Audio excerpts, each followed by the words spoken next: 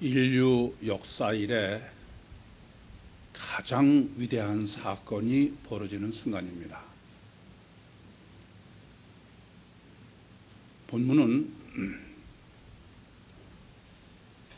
예수 그리스도께서 이 땅에 오시는 것을 처음으로 천사가 알려주는 장면입니다. 예수님의 고향 되는 그 나사렛에 가면은 이스라엘에서는 가장 큰 교회가 있습니다. 얼마나 웅대하고 화려한지 로마에 있는 베드로 성당의 버금가는 그런 어마어마한 교회가 있는데 그 교회는 바로 이 본문을 기념하는 교회입니다. 그 교회 이름이 예수 수태 고지 기념교회입니다. 이름이 꽤 길죠? 근데 이 교회 이름이 좀 유별나요. 특이합니다. 아니 그냥 예수 수태 기념교회 그러질 않고 예수 수태 고지 기념교회.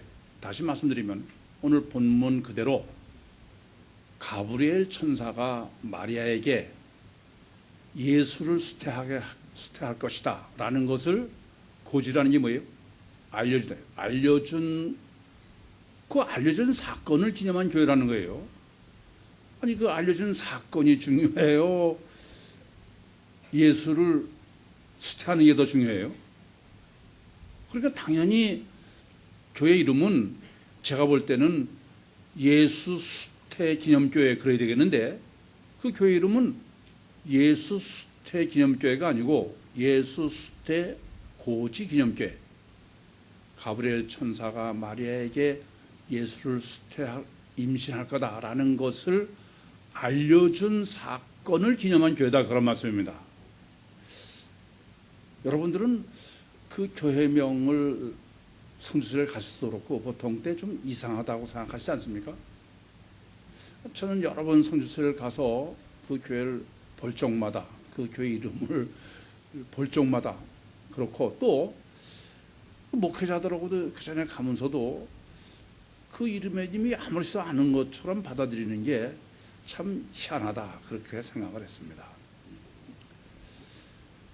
사실 예수 수태 고지 기념교회다라는 말은 고지 천사가 가브리엘 천사가 마리아에게 예수를 당신이 잉태할 것이다 라는 것을 알려줬다는 것에 강조점을 두려고 그러는 거예요. 그렇지 않으면 그냥 예수 수태 기념교회 그래야 되겠죠. 특별히 지금 이 알려줬다는 이 사건을 알려진 것을 강조한 거다 그럽니다. 그런 의미다 그런 말씀입니다. 왜 그랬을까요? 왜 예수 수태 기념교회라고 그러지 않고 꼭 알려주는 것을 꼭 강조해야 되냐 이게요. 그 이유는 사실은 마리아에게 예수를 수태하는 것을 알려줬다는 그 사건이 중요해서 그런 게 아니에요. 그 사건이 아니고 마리아를 강조하려고 그러는 거예요. 그 의도 자체가 마리아를 강조하려고 그러는 거지. 그건 절대로 그 고지 자체, 알려준 것 자체가 중요해서가 아닙니다.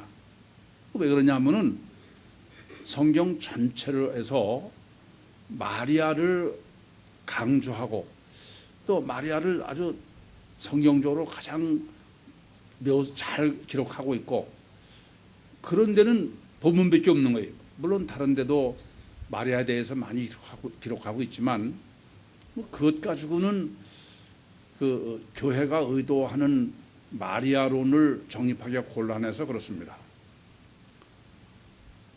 의도는 명확하죠. 마리아가 성모라는 점을 강조하고자 하는 거예요. 그러니까 인간이 아니다 그러죠. 어머니 하나님이다, 그걸 강조하려니까 성경의 다른 데서는 근거를 찾을 수 없고, 근거는 본문이 가장 확실하고 마리아에 관한 하는, 그래서 예수 수태보다 더 중요한 것처럼 천사가 알려준 사건, 고지 기념교회다, 그렇게 기록한 것입니다. 꼭 이거나 마찬가지예요.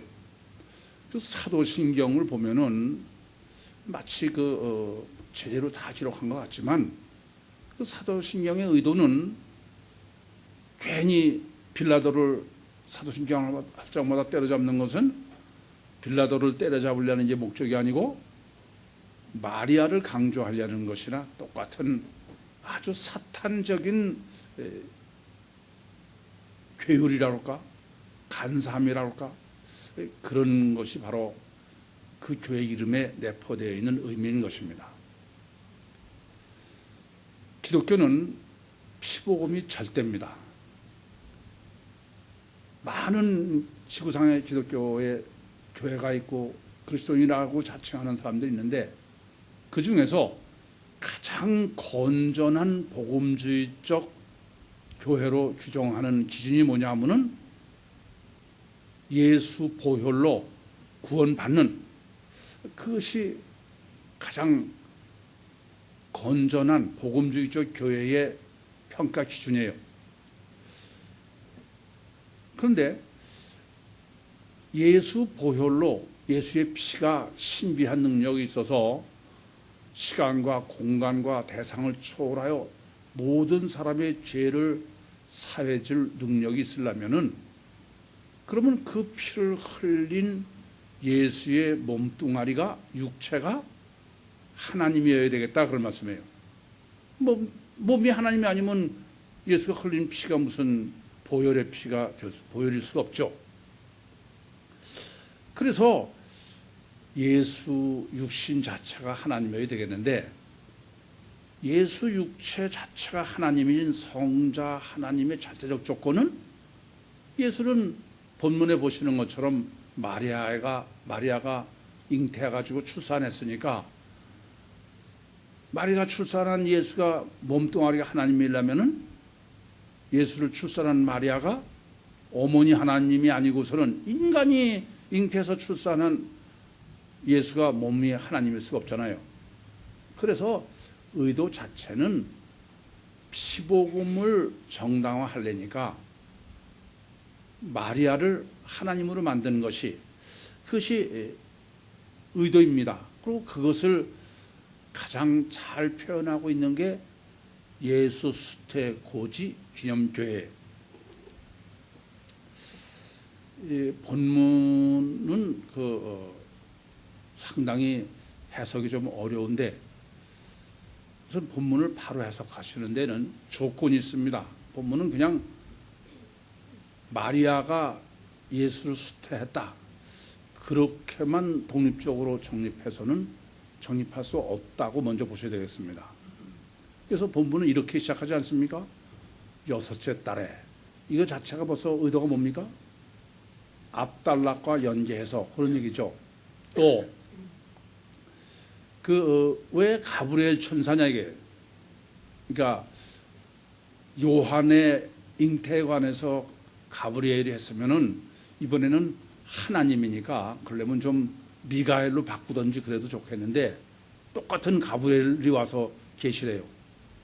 또 마리아한테 네 친족 엘리사벳, 이렇게 기록하고 있는 이러한 본문의 의도는 뭐냐면은 그냥 독립적으로 마리아의 잉태를 정립하지 말고, 잉태로는 어떠냐면은 사가랴 부부 엘리사벳의 잉태와 비교를 해서, 대조를 해서 그렇게 마리아의 지금 수태론을 정립하라, 그것이 본래 의도입니다. 그러니까 이렇게 둘을 대비해서 정립하는 것은 양쪽 개념을 정립하는 데 아주 중요한 방법이죠.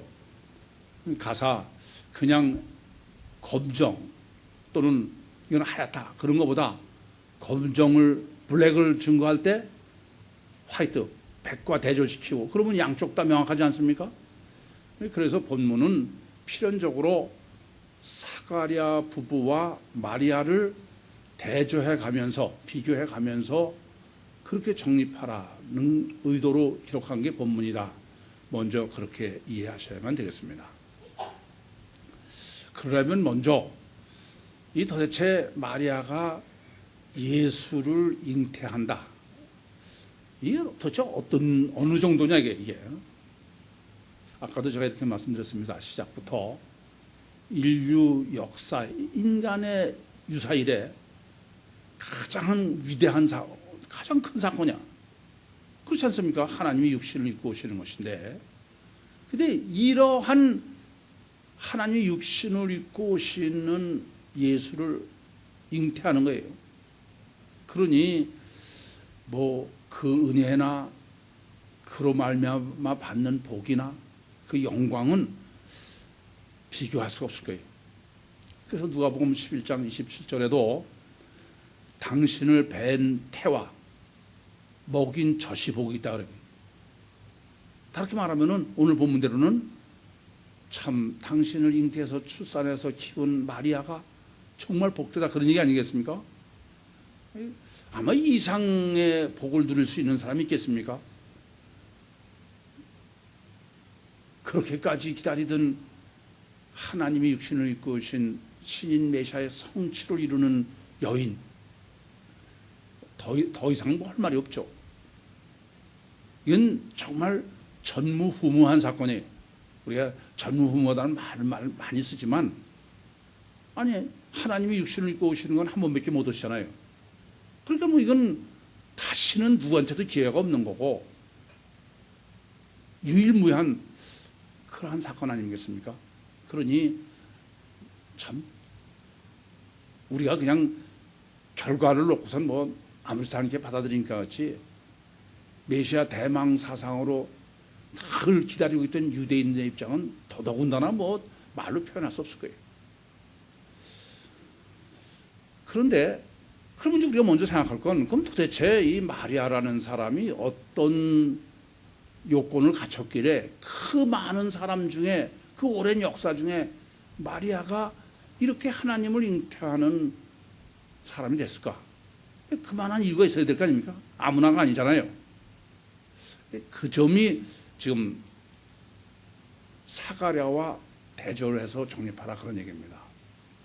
우선 그러면 사가랴 부부를 생각해보면 이래요. 사가랴 부부라는 사람은 메시아의 예비자예요. 그렇죠? 뭐 심례 요한 스스로 말하는 것처럼 나는 그의 신을 풀기도 감당 못하겠다.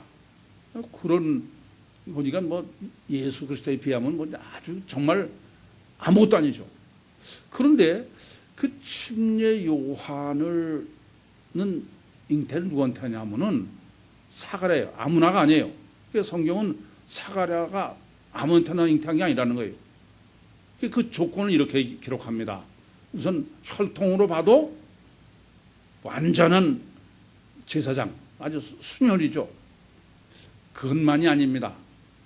경륜으로 봐도 주의 계명과 율례를 흠이 없이 지키고 하나님 앞에 의인이다 이겁니다. 그 말이 뭐냐면 이렇기 때문에 이 사가랴의 부부를 통해서 예비자인 심례 요한이 태어난다 그런 얘기예요. 그렇다면 하나님을 잉태한 마리아, 그는 심례 요한의 부모는 비교도 안 되죠. 그렇지 않습니까? 전혀 비교가 안 돼요. 뭐 위대한 사가랴이기 때문에, 부부이기 때문에 요한을 잉태할 수 있었다라는 논리가 앞에까지니까, 그러니까 마리아는 뭐 사가랴는 비교도 안 되게 위대해. 그런데 성경은 전혀 그렇게 기록하지 않는데 심각한 문제가 있어. 어딜 봐도 마리아는 무슨 혈통이 어떻다 그런 게 없어요. 자랑할 게 아무것도 없다 그래요. 또 경륜으로 봐도 마리아는 무슨 율법의 의로 이윤이고 뭐 하나님 앞에 어쩌고 아무것도 없어. 이 말의 뜻은 뭐냐 하면은 마리아는 그런 무슨 혈통이나 경륜을 기술할 건덕지가 없는 거야. 그러니까 우리의 기대와는 정반대죠. 아니, 우리는 다 그래도 위대한 탄생은 위대한 부모 그러는 거 아닙니까? 이게 참 어려운 거예요, 사실은. 그래서 하나님의 관계도 그래. 이게 지금 그냥 보통 사람이 태어나는 게 아니라 침례 요한도 예수님도 다 하나님의 관계에서의 문제예요. 그렇다면은 사가랴는 어떤 사람이냐? 그러면 제사장이에요. 그게 뭐 하나님 관계는 더 이상 언급할 필요가 없을 정도로 그런 사람입니다. 그것뿐이 아니죠. 사실 제사장이라는 직업은요, 그 당시로 보면은 최고의 직업입니다. 더 이상의 좋은 직업이 없어. 그게 제사장이에요. 그러니까 사회적 지위도 상당히 높은 사람이죠. 그러니까 제사장은 재판하잖아요. 재판도 합니다, 다. 아니, 실제로 예수님을 정죄해서 죽일 때도 누가 재판을 하는 겁니까? 사내들인 공회에서 했지만 실제로는 대제사장이에요.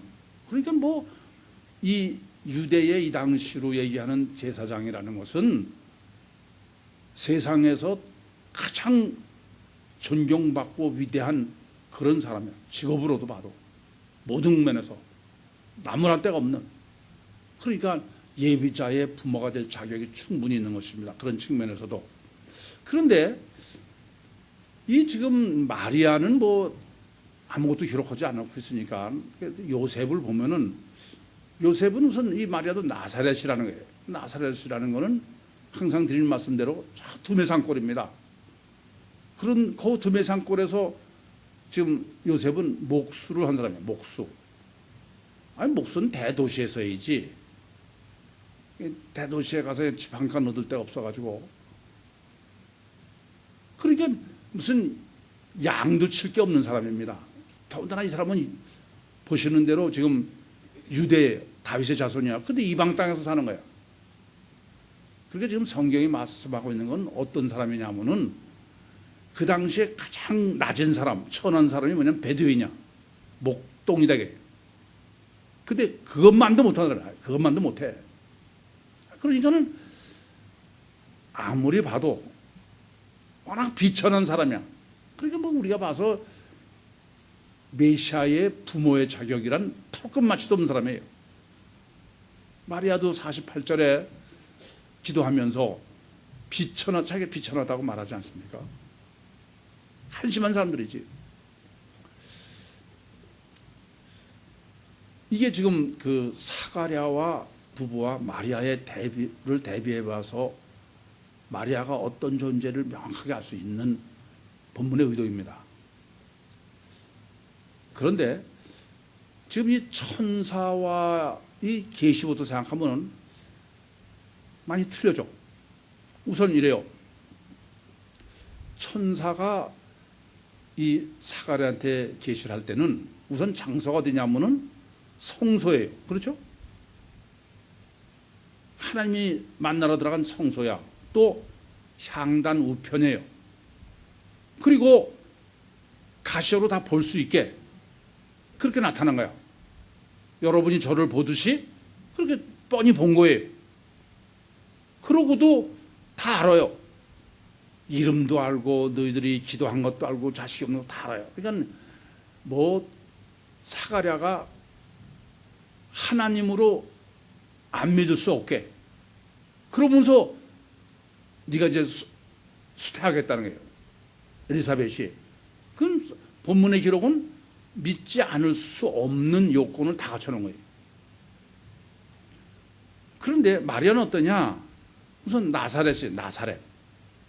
이거 두메 산골이지 뭐 지금 거기서 성경에는 어디도 나사렛에서 메시아가 난다는 건 아니에요. 아니잖아요. 베들레헴도 아닌데. 그런데다가 지금 그 28절에 보시면요.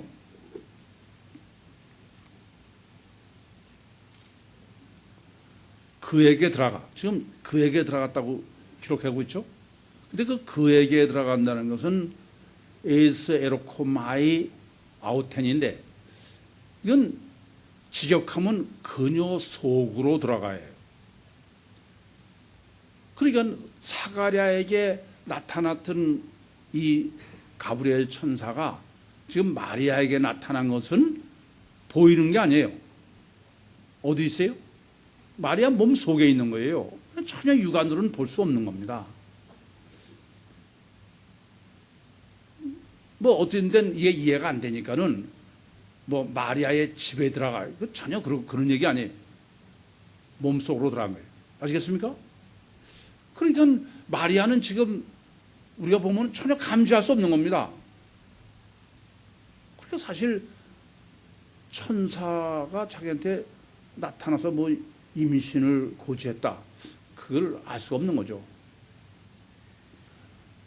그 다음에 이제 천사와 대화를 봐도 그래요. 사가랴는 눈으로 천사가 다 보였을 뿐 아니라 다 귀로 육성으로 다 듣게 천사가 말했고, 또 사가랴도 입으로 육성으로 지시를 말한 거예요, 실제로. 그런데 이 본문 여러분이 읽으면서 해석하실 때 지금 마리아 속에 들어왔다, 그에게 들어가, 그 점을 정확히 아셔야 되는 게, 그래요. 그 다음에 대화가 전혀 틀린 겁니다. 마리아는 전혀 들은 게 없어요. 어디서 들었어요? 심령에서 들은 거예요, 심령에서. 마리아는 영적 음성을 심령에서 듣고 지금 심령에서 대화를 하는 거예요. 이 점을 명확히 아셔야 돼요. 그러니까 전혀 가시적으로는 가브리엘 천사는 보이지도 듣지도 못한 겁니다. 그런데 이제 이렇게 보면은 사가랴는 뭐 수태를 믿지 않을 수가 없어. 제사장이지, 뭐 아주 흠도 없지, 했지, 장소가 지금 성소지, 그 안에서 뭐 보이게 계시하고 말했지, 다 전지전능을 다 미리 봤지. 그러니까 그 사람을 안 믿을 수가 없어요, 전혀. 근데 본문 그 앞에 우리가 보신 것처럼 안 믿는 거야. 세상은 사가랴가 믿어 안 믿어요? 안 믿어서 벙어리가 되잖아. 그런데 이 지금 마리아는 도저히 우리가 봐서는 믿을 수 있는 요건이 하나도 갖춘 게 없는 거야. 뭐 보기를 했나, 뭐 듣기를 했나, 그냥. 예? 그 잘못하면은 그건 저 혼자 괜히 짐작하고 이러는 거지, 그렇게밖에 말할 수가 없는 겁니다. 그런데 마리아는 믿어요. 수태를 믿을 수 없는 마리아는 믿고 수태를 믿을 수밖에 없는 사가랴는 안 믿은 거야. 그렇지 않습니까? 그렇게 보면은 이 천주교에서 마리아를 성모로 생각하는데 그런 측면에서 충분해. 왜 그러냐? 생각해보세요. 가장 위대한 사가랴, 또 가장 모든 요건을 다 갖추는데도 믿지 않은 사가랴. 그런데 마리아는 전혀 믿을 수 없음에도 불구하고 믿었어. 그러니 마리아가 얼마나 위대합니까? 그래 안 그래요? 그런 측면으로 생각하면은 마리아는 성모다, 그렇게 해석도 가능하다 그런 말씀입니다. 그래 안 그래요? 그래서 우선 이 본문을 올바로 해석하시는 데 있어서는 그럼 어떻게 해서 이 마리아가 이렇게 믿을 수 있었느냐, 이 점을 우리가 올바로 정립을 해야 되는 게 우선으로 본문이 요구하는 실제 내용이라는 점을 바로 아셔야 되겠습니다. 우선 이 사가랴라는 사람은 어떤 사람이냐면은 인간의 대표예요. 인간의 대표, 그렇게 이해하시면 돼. 그러니까 인간이란 어떤 존재냐 하면은, 인간은 육체가 우선이고 가시적 결과만이 절대예요. 아시겠습니까? 그런데 하나님은 전혀 감지할 수 없는 분야. 그러니까 하나님의 말씀은 인간으로서는 육체 우선이요 가시적 결과가 절대인 인간으로서는 전혀 인식할 수 없는 분이다 이겁니다. 이러한 하나님에 대해서, 하나님의 말씀에 대해서 이 사가랴는 인간이 하나님을 알고 믿을 수 있는 모든 요건을 다 갖춘 거예요. 그래 안 그래요? 가시적이고 육적이고 다 갖춘 거야. 근데도 믿어요, 안 믿어요? 안 믿어. 이것은 지금 사가랴로 말씀하고 정립해 주는 건 뭐냐 하면은, 인간이란 어떤 존재냐? 인간은 자기 스스로의 자력으로, 자기 이성으로, 자기 깨달음으로 그것 가지고는 절대로 하나님을나 하나님의 말씀을 믿는 것은 불가능하다 이겁니다. 이것부터 정말 바로 아셔야 되겠어. 그러니까 사실 사가랴로 말하는 것은 인간은 하나님의 말씀을 믿는 게 불가능하다는 걸 정립하는 것이지, 그 인간의 자체 능력이다, 그런 말씀입니다. 아무리 종교적 결단을 하고 매일 무슨 코를 땅에 대고 하고 별짓 다 해봐도, 그게 지금 가장 대표가 누구예요? 사가랴야. 다 보고 보이고 다 해도 그래도 믿을 수가 없는 거예요. 여러분, 이걸 아셔야 돼. 우린 자꾸 어떻게 생각하냐면은, 내 보면 믿지. 보면 믿어요? 아무리 보고 체험해도 절대로 사람은 하나님이나 성경은, 말씀은 믿을 수 없는 존재예요. 그 점을 좀 똑바로 하셔야 되겠어. 제가 보면 여러분도 굉장히 그런 훈련과 과정, 종교적 경륜을 통해서 자기는 하나님을 알고 하나님을 믿고 말씀을 믿고 있다고 그렇게 착각하고 있는 거예요. 사가랴로 증거하는 건 절대 그건 불가능하다 겁니다. 아니, 성경도 실제로 그러지 않습니까? 하나님께서 애굽에서 10가지 재앙을 내리셨어요. 홍해를 마른 땅으로 건너왔습니다. 낮에는 구름 기둥, 밤에는 불 기둥, 매일 만나를 먹이셨어. 그러면서도 하나님을 믿을 수 없는 게 인간이에요. 여러분이 정말 신앙이 바로 되는 첫 번째는, 인간은 어떤 방법을 동원해서도 하나님이나 하나님의 말씀은 믿을 수 없는 존재라는 사실부터 명확히 아셔야 됩니다. 그게 지금 사가랴로 말씀하는 실제 내용입니다. 하나님이 그 많은 은혜와 역사를 베푸셨지만 끝내 이스라엘이 멸망하고 포로로 끝나는다는 사실이 뭘 말씀하고 있는지를 깊이 고민하셔야 됩니다. 뿐만 아니라 인간은 아무리 자기의 정교적 결단이나 노력이나 훈련을 한다고 해서 선하고 의롭게 될 수 있는 사람은 아무도 없습니다. 지금 사가랴는 장기 의지적 결단과 노력으로 유대교적 훈련을 통해서 자기는 의롭다고 자타가 인정하는 그런 사람이에요. 그런데 지금 가브리엘 천사와의 대화에서 확인할 수 있는 사실과 엘리사벳을 통해서 알 수 있는 것은 전혀 선하거나 의로울 수 없는 게 인간이다, 그런 말씀입니다. 오히려 어려운 점이 여기 있습니다.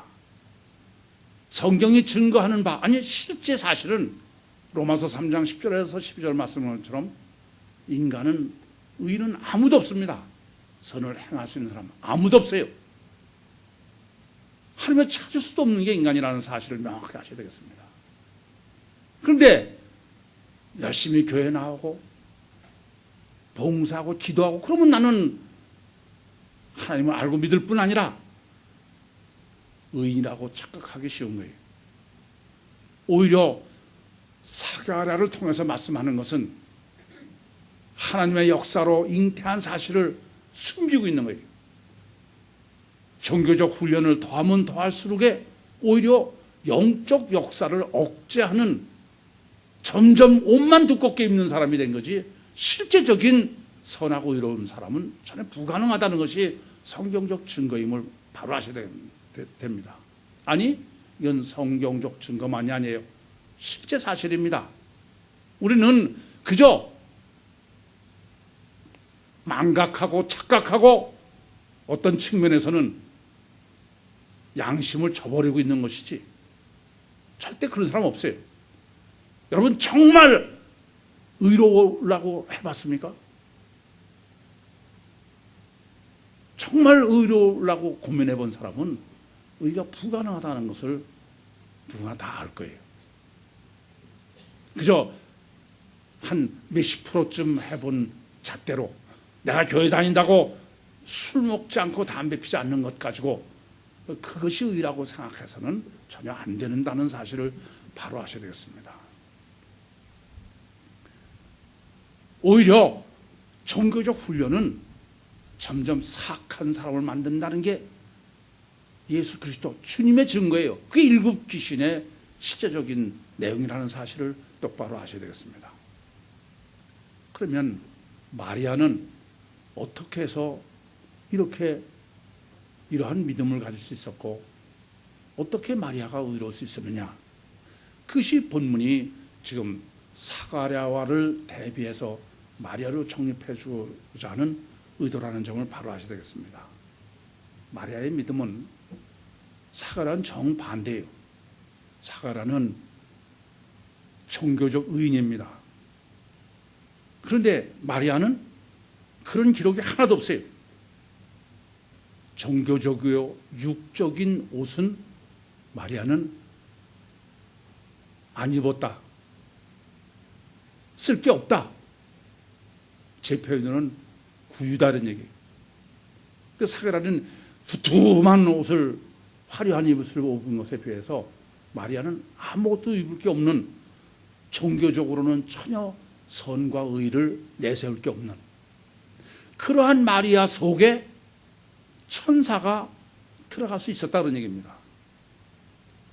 가브리엘 천사가 사가랴에게는 들어갈 수 없다는 논리예요. 왜요? 옷이 너무 두꺼워서, 종교적 의가 너무 강해서. 그래서 항상 드리는 말씀이에요. 제발 의인 되지 마십시오. 내가 의인이 아니면서 의인이라는 게 정말 심각한 문제인 것입니다. 이렇게 육체를 부인한, 육체가 시원치 않은, 그래서 가브리엘이 마리아 속에 들어갈 수 있었다. 성령이 임할 수 있다. 그게 본문의 논리인 것입니다. 뿐만 아니라 마리아는 어떻게 의로우냐? 지금 이렇지 않습니까? 사가랴는 임신을 하고 앞단락에서 5달 동안 숨어 있었어요. 그렇죠? 그런데 지금 그 다음 우리 단락 39절에 보시면 알지만은 마리아는 이 수태를 듣자마자 마리아 지금 엘리사벳한테 가는 거예요. 실제로 믿은 거죠. 이해되십니까? 이게 지금 대조를 이루는 겁니다. 가장 종교적 의인은 하나님의 역사를 억제하면서 숨어 있었고 겉으로 나타날 때까지. 근데 지금 마리아는 처녀예요. 아니 사가랴 부부는 성경에도 사라의 전례가 다 있잖아요. 근데 처녀가 잉태한 적은 없습니다. 근데도 지금 마리아는 그 말을 듣고 빨리가 돼. 빨리 실제로 믿었다 그런 말이 되겠습니다. 의인이다 그런 말이죠. 그것은 다른 게 아니다. 본문이 증거하는 것으로는 마리아는 육이 시원찮다는 얘기죠. 이렇게 지금 사가랴와 마리아를 대조해서 정립하는 이 본문의 의도는 거기서 끝나는 게 아닙니다. 사실 본문은 예레미야서, 구약 예레미야서 31장 31절부터 34절, 내가 너의 열조의 손을 잡고 애국에서 나올 때 세운 언약, 옛 언약이죠. 그것을 지키지 못하기 때문에 새 언약을 내가 세울 것이다. 그 예레미야서 31장 31절부터 34절에 그것이 성취를 지금 가시적으로 정확하게 지금 보여주고 있는 게 사가랴와 마리아로 정립해주는 또 하나의 본문에서의 의도라는 점을 명확하게 아셔야 되겠습니다. 그러니까 사가랴는 어떤 의미냐면은 구약이죠. 옛 언약 구약에 이거 마리아는 신약이에요. 그래서 사가랴는 어떠냐면 내가 너희 남편이 됐어도 너희가 내 법을 지키지 못했다. 그렇게 예레미야서 31장에 기록하지 않습니까? 그러니까 지금 구약의 의미인 사가랴 그 남편의 의미는 뭐냐면은 말씀, 로고스예요. 그 말씀을 사람의 의지로 지키는 거죠. 그것을 지금 하나님이 남편 옆에 있다는 거예요. 그러니까 계명에 이거 하라 하지 말아라. 그리고 그렇게 하나님 할 뿐이지 실제로는 인간의 의지적 결단과 노력으로 해야 되는 게 구약이다 그런 말씀입니다. 그게 사가랴다 겁니다. 근데 그렇게 해서 아무리 다 해봐야 어떠냐면 그것은 아노모스다. 길게 말씀 안 드려도 충분히 이해되시죠? 그건 아노모스지 헌 것 같지만 지킨 것 같지만 그것은 인본적으로 잘못된 거지 제대로 지킨 게 아니다 그런 말씀입니다. 그럼 신약은 뭐냐면 지금 마리아예요. 그것은 결혼론이죠. 남편이라는 것은 결혼했다는 의미가 아니라 옆에 있다는 뜻이고 예레미야서 31장에 내 법을 너희 속에 너희 마음에 두겠다. 그게 지금 결혼론으로서의 신약에서의 마리아입니다. 그것은 어떤 거냐면은 하나님의 말씀 내 법을 너희 속에 두겠다 그러니까 말씀이 의지적 결단과 노력으로 하는 게 아니라 뭐로 지켜주는 거예요? 성령으로. 그것을 본문에서는 지금 레마라고 그래요. 레마. 37절과 38절에는 레마라고 말씀하고 있는 거예요. 그러니까 말씀을 실제로 지킬 수 있는 것은 성령의 역사에 의한 레마. 다시 말하면 그게 노모스지. 말씀을 내 의적 결단과 노력으로 지키는 것은 그건 아무리 해봐야 그건 남편이에요. 말씀이 바깥에 있는 거예요. 레마는 내 안에 있는 거. 그것은 해봐야 아노모스다 그런 말이 되겠습니다. 그래서 지금 구약의 남편론을 가브리엘 천사가 사가랴와의 관계에서 정립해주고 이미 정립한 것입니다. 어떠냐면요. 여러분 본문도 보시면 마찬가지야. 이 가브리엘 천사가 지금 그 사가랴하고 대화를 할 때 그때는 항상 로고스예요. 원문으로. 아시겠어요? 근데 그 로고스를 갈라디아서 3장 19절에 어떻게 평가를 하면 이렇게 말씀합니다. 율법이라는 얘기죠. 내가 지켜야 되는 그것은 천사의 중보의 손을 거쳐서 너에게 줬다는 거예요. 간접적이다 이거죠. 그것을 예레미야서 31장 31절부터 34절에는 뭐라고 말씀해요? 남편이라는 거예요. 그것이 사가랴가 말씀을 의지로 지키려고 했던 거다 그런 말씀입니다. 그 말씀은 나와의 관계에서는 간접이다 겁니다.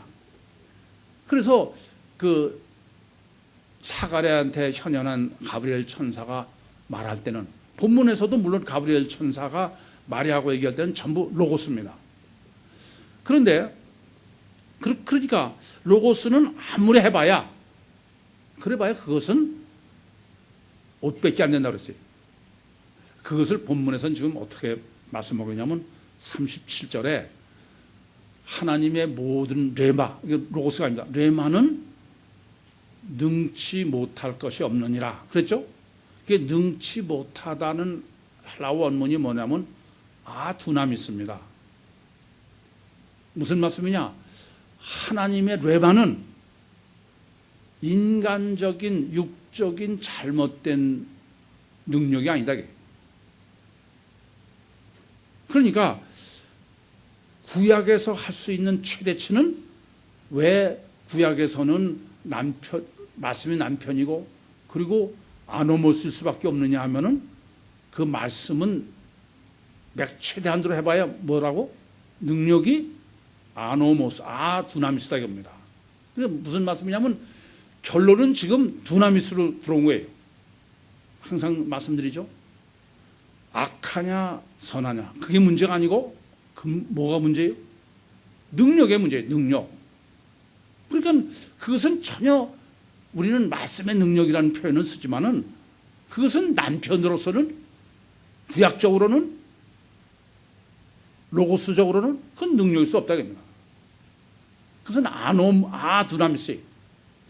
그런데 지금 마리아는 어떤 거냐? 마리아는 우선 처녀니까 고린도 후서 11장 2절 말씀처럼 정결한 처녀죠.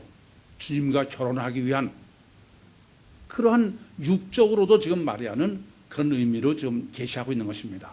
그런데 영적으로 지금 정결하다는 의미는 처녀라는 의미가 아니에요.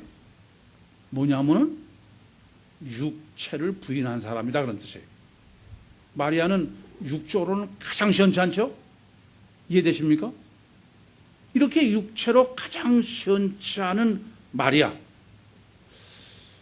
거기에는 천사가 안에 들어올 수 있었던 거야. 이해되십니까? 그러니까 지금 천사가 가브리엘하고는 앞에서만 남편으로서 얘기한 건데 의미가 뭐냐면 천사가 이번에는 창세기 2장 24절 말씀처럼 남자와 여자가 부모를 떠나 결혼해서 두 몸이 한 몸이 된다. 그처럼 지금 천사가 마리아의 몸 속에 들어와서 그 몸 속에 들어온 천사, 영이라는 의미죠. 성령이죠. 그러면 그것은 마리아 자신의 능력이죠. 이해됩니까? 이 점을 잊지 마셔야 돼요. 그러니까 그게 레마요, 그게 두나미스다 그런 말씀입니다. 구약은 로고스의 아두나미스인데 반해서 신약은 레마의 두나미스다 그런 말씀이에요. 이해가 되십니까? 근데 이것을 지금 여기까지, 그러니까 이게 지금 궁극적으로는 지금 뭘 하려고 그러냐면은 두나미스냐 아두나미스냐, 그게 아니면 아무것도 되지 않으니까. 그렇죠? 이게 그러기 위해서 이 누가복음이 전개해온 것이 맨 처음부터 다 정리해야 요 논리를 정립할 수 있는 거예요. 이게 상당히 어렵습니다. 그러니까 누가복음 1장부터 4절 맨 처음 시작이 어떻게 됐습니까? 그것은 데오빌로가 말씀, 로고스가 아스팔레스야. 그렇죠? 그러니까 지금 그게 뭐냐면 말씀에 대해서 아노모스, 뭐 여러분이 다 아시니까 아노모스로 하면 다 이해가 되죠? 그랬어요. 그래, 그런 구약적인 남편으로서의 로고스를 가장 최선으로 다 지킨 게 5절부터 7절에 사가랴 부부야. 근데 그렇게 해서 완전하게 지켰지만은 여전히 멤프토스예요. 여전히 아노모스다 이겁니다. 그렇게 성경이 증거하죠? 그 다음에 사가랴가 향단 우편에 있는 천사와의 관계에서 거스렸다고 얘기했지만 그건 뭐예요? 아페이도야. 아무리 율법을 열심히 지켰지만은 그건 뭐예요? 그것은 실제로 페이도가 아니라 아페이도다 겁니다. 그 실제를 그 다음 단락인 사가랴가 엘리사벳이 수태라 가지고선 숨는 거야. 그 논리는 뭐냐면 아노모스는 아무리 허문할수록에 오히려 영적인 참 능력이요 두나미스인 영적 역사를 억제한다, 숨긴다는 얘기입니다. 그래서 지금 본문에 온 겁니다. 본문은 육조로 가장 시원치 않은 마리아 속에 천사가 들어갈 수 있었고, 그 역사로 천사가 뭐를 의미합니까? 성령의 역사로 바로 마리아는 믿음도 생긴 거예요. 마리아의 믿음이 아니죠. 마리아가 어떻게 그걸 믿어요? 그런 의미에 이해되십니까? 또 듣자마자 유대산으로 엘리자벳을 갈 수 있던 마리아의 의도 다른 게 아니라 마리아 속에서 역사하는 천사로 표현된 성령이에요. 그래서 지금 본문에서는 하나님의 능력이 너를 덮는다 그랬습니다. 그것이 마리아 자신의 능력이 아니다 그런 말씀입니다. 그런데 이렇게 해서 로고스요 레마까지 정립한 의도는 뭘 정립하려고 하냐면 마리아의 스테론이 아니에요. 이것으로 신인 메시아의 정체론을 정립. 신인 메시아라는 분이 도대체 어떤 분이냐? 제가 볼 때 이 성경 전체에서 본문만큼 신인 메시아의 정체론을 가장 정확하게 정립한 데가 거의 찾아볼 수가 없습니다. 그래서 이건 상당히 어렵고 아주 누가 보고 맨 처음부터 체계적으로 다 정리해야만 신인 메시아 정체론에 이르는 논리를 올바로 여러분들이 정립할 수 있겠습니다. 그러기 위해서는 이제 다시 한번 신인 메시아 정체론을 정확하게 정립하기 위해서는 다시 한번 피복음적 문제부터 대조적으로 생각하는 것이 훨씬 명확하게 정립하는 데 도움이 될 줄로 압니다. 기독교는 뭐 천주교만이 아니라 아주 피복음이 절대인 게 기독교인데 그것은 예수가 흘린 피가 신비한 능력이 있어서 시간과 공간과 대상을 초월해서 모든 사람을 구원하는 피다. 그게 보혈의 의미다. 그렇게 말씀드렸습니다. 그런데 이렇게 보혈의 절대적 조건이 되려면 그것이 성립하려면은 그 피를 흘린 예수의 몸이 뭐여야 돼요? 몸 자체가 하나님이어야 돼. 이게 단일체로서의 성자 하나님이어야 된다 그런 말씀입니다. 그런데 그럼 예수 몸이 단일체로 성자 하나님이려면 절대적 조건은 뭐냐면은 예수를 잉태해서 출산한 마리아가 하나님이어야 돼요. 그렇죠? 마리아가 하나님이 아니고서는 하나님이 아닌 사람이 하나님을 잉태해서 출산하는 있을 수 없으니까. 그래서 성모론이 이렇게 해서 정립한 것이다. 그렇게 말씀을 드렸습니다. 그러면 이제 문제는 여기 있습니다. 과연 본문이 아까도 말씀드렸지만 마리아에 관한 하는 본문이 가장 자세히 기록하고 있는 것인데 그럼 본문에서 마리아를 성모로 해석할 수 있느냐 하는 점이에요. 제일 먼저는 우선 조금 전에도 로고스와 레마에 관한 말씀을 드렸지만은 지금 마리아에게 이 소식을 전한 게 누구예요? 누굽니까? 천사예요. 하나님이 직접 하시지 않았다는 점을 아세요. 그러면 갈라디아서 3장 19절은 중보의 선을 거친 것이라는 것은 하나님한테 하는 게 아니에요. 누구한테? 사람한테. 간접이다 이겁니다. 그러니까 우선 이 중보를 하나님이 직접 하신 게 아니고 천사를 시켜서 했다. 그 말은 마리아는 절대 하나님이 아니다 그런 말이에요. 아니 하나님한테 하나님이 말씀하시는데 천사를 시켜서 합니까? 그건 전혀 있을 수 없는 얘기죠. 그것은 자체로 있을 수 없다는 게 갈라디아서 3장 19절이라 그렇게 말씀드렸습니다. 뿐만 아니라 마리아가 이렇게 수태할 수 있었던 것은 전적으로 하나님이 함께 하셔서 그래요. 그렇죠? 하나님의 은혜 때문이에요. 얘기는 간단합니다. 마리아가 아니래도 누구든지 하나님이 함께 하시고 하나님의 은혜로 역사하시면은 할 수 있어요, 없어요?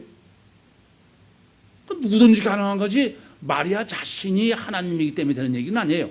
본문의 의도는. 그렇습니까? 안 그렇습니까? 이 점을 명확하게 아셔야 되겠어요.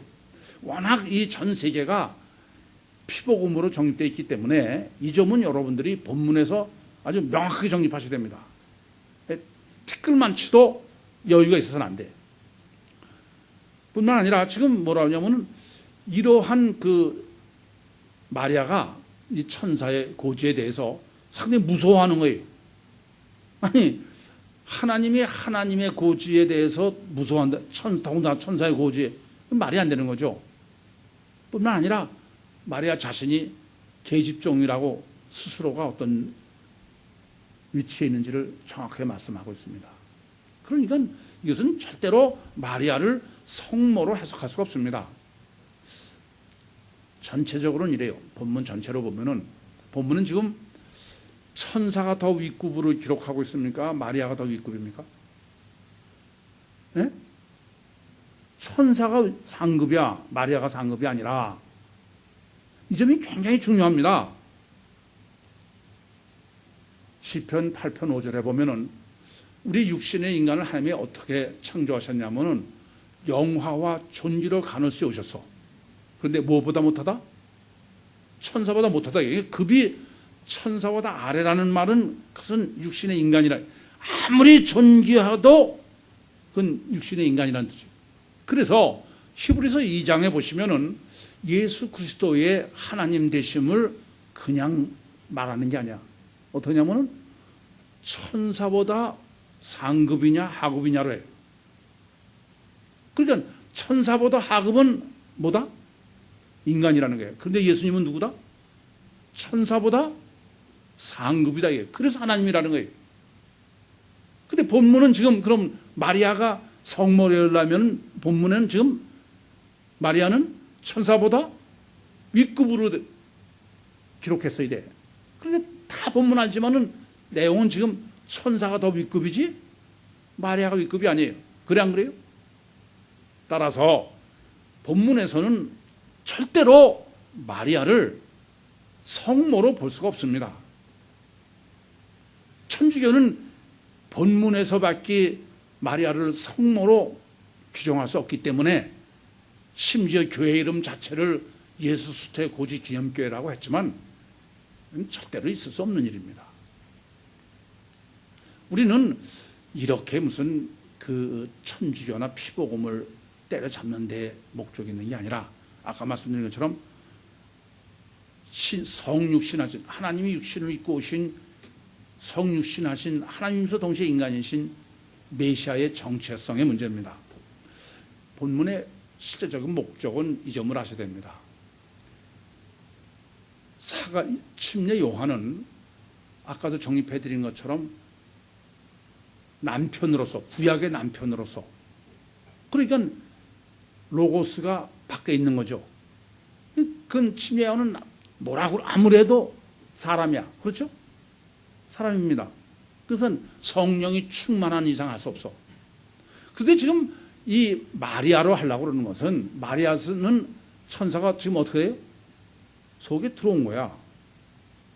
이게 지금 마리아를 통해서, 마리아 수태론을 통해서 성경이 증거하려고 그러는 것은 마리아 수태를 증거하려고 하는 게 아니라 뭘 증거하려고 그래요?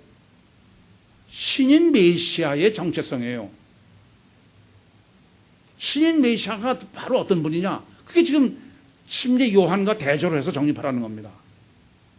그건 뭐냐면은 마리아 속에 천사가 있었듯이 예수 그리스도의 육신 안에 하나님의 성녀로 계신 분이다. 그것을 정립해 주고 있는 것입니다. 그러기 위해서는 마리아가 육신이 가장 낮은 천한 구유인 것처럼, 그래야 안에 천사가 들어올 수 있었던 것처럼, 사회라는 안 되고, 그런 것처럼 예수 그리스도의 육신은 성자 하나님이 아니라 가장 보잘것없는 존재다. 그래야 그 안에 하나님이 성령으로 내주 계실 수 있다. 그런 논리인 것입니다. 그것을 지금 그렇게만 한 것도 부족하니까 지금 본문 어떻게 하냐면 레마로 하는 거예요. 그러니까 사가라는 로고스고 레마다 이거예요. 그래서 요한복음 1장 1절에도 태초에 말씀이 계시니라, 이 말씀이 하나님과 함께 계셨으니 이 말씀은 곧 하나님이시네요. 그리고 말씀이 천지를 창조하시죠? 그것을 본문에서는, 요한복음 물론 로고스지만 그건 본문을 지금 그 역사하시는 것까지 다 합해가지고 육신 안에 임마누엘을 한 것으로 표현한 게 레마다 이런 말씀입니다. 예수 그리스도 육신을 입고 오신 하나님은 이렇게 육신 안에 하나님이 계신 이중체지, 육체 자체가 단일체가 아니에요. 그것은 요한복음 2장 20절과 21절에도 성전으로 다 기록하는 것처럼 절대로 그건 가능하지 않습니다. 그런데 인간이라는 건 참 무서워요. 지가 믿고 싶은 대로 그냥 모든 걸 다 말만 하나님 말씀이 다 지 마음대로 바꿔버리는 거예요. 본문은 이래요. 그래서 한번 생각해 보세요. 피복음적으로 예수 그리스도의 육체 자체가 하나님이면은, 그러면은 이제 마리아가 잉태해서 출산할 예수 그리스도는 하나님의 아들입니까? 하나님의 아들이라고 일컬어야 되는 겁니까? 이 점이 굉장히 중요합니다. 만약에 육체냐 하나님이면 그냥 네가 잉태하여 낳으리니 그는 하나님의 아들이다 그래야 돼. 그런데 하나님의 아들이라 부른다는 거예요, 사람들이. 그 말은 뭐냐 하면은 예수를 메시아로 알 수 있는 사람은 성령의 역사 없이는 절대 못해.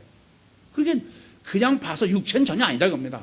이중체로 성령 역사 없이는 누구도 예수 그리스도를 메시아로 볼 수 없다. 하나님의 아들을 볼 수 없다 겁니다. 그러니까 지금 하나님의 아들이라고 그러지 아니하고 하나님의 아들이라 일컬을 것이다. 그 말 자체가 단일체가 아니라 이중체다, 그런 말씀인 것입니다. 그것을 로마서 1장 3절과 4절은 본문과 아주 잘 조화를 이루도록 기록하고 있는 것이죠. 예수 그리스도에 대해서 혈통으로는 다윗의 자손이다 그런데 성결의 영으로는 죽은 자 가운데서 부활하여 하나님의 아들로 인정해야 돼요. 그래, 그전에는 하나님의 아들로 사람들이 인정할 수 없어요. 영적 역사 없이는 절대 안 될 수 없는 것, 알 수 없는 것이 이중체이기 때문이다 라는 것이 성경적 증거인 것입니다. 여러분, 이 점을 잊지 마시오.